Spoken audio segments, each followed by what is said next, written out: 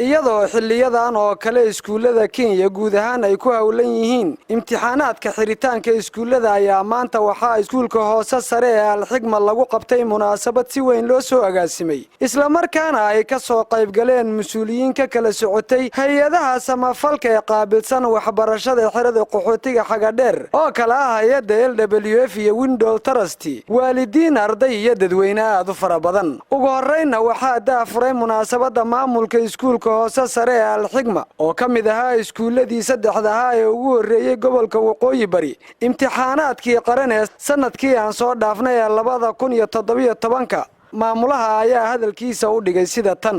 waxay waataan meeshan ayada waa xarun waxbarasho xarunta ayada waxbarashada dad baa iska dhex arkaya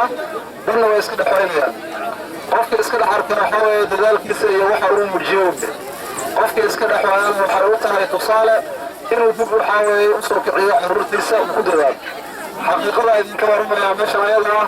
aniga waalidna waan ka ahay ninka iskuulka odayga ka ahay maranahay caruur baa ay dhigtaan caruurtayda ayaga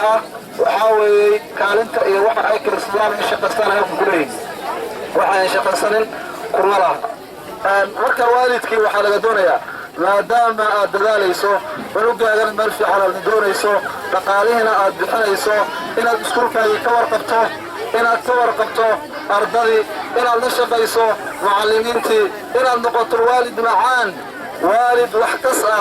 waalid waxa weeye garani kara waxa asaga u faa'iidada iyo waxa khasaarada ku dhanka kalena waxaa hadalla goobta ka soo jeediyay waalidiintii ka soo qayb galay munaasabada xiritaanka iskuulka Al-Xigma waxaan ku faraxsanahay maanta imaanshaha aan imaaday iskuulka Al-Xigma aad iyo aad baan u hambalyeynaya maadaama maanta ilmihii iyo waxqabadkii waalidka iyo macallimiintii aan isku kaashanay maaragtay aan rabno inaan maaragtay aan soo saarno ubad maasha Allah oo hadhow maaragtay arday ama dad wax lagu xisaabtamo oo dalkii maanta u qabto maanta wax walba iska dhici karo maxaa taqaanaa waa soo socoto asa ahaatee maanta waxaan aad ugu faraxsanahay juhdiga ay noo geliyeen macallimiintii baan aad ugu faraxsanahay dareenkaygu wuxuu yahay mid aan la koobi karin alxamdulillah inkastoo maanta annaka oo ninkii kaleetada maxaa la yidhaahaa waalidiintii dugsiga maanta oo waalidka ka ah aan ku jiray haddana maanta waan ku faraxsanahay ardayda iyo waalidiinta siday uga soo qayb galeen wasana maanta loo akiday insha Allah tanteedan waxaan ka rajaynaynaa mid ka sii fiican ilaahay idinkiisa iskuulkan waxa weeye iskuulka Al-Xigma aad iyo aad baa dadaal badan loo sameeyay macallimiinta waxa ugu mudnaadeen waalidiinta iyo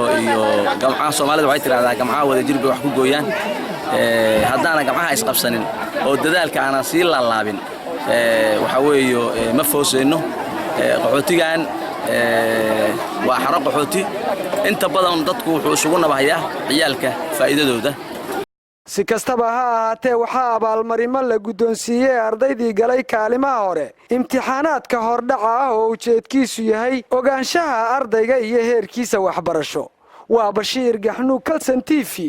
xeryaha qaxootiga Dadaab gobolka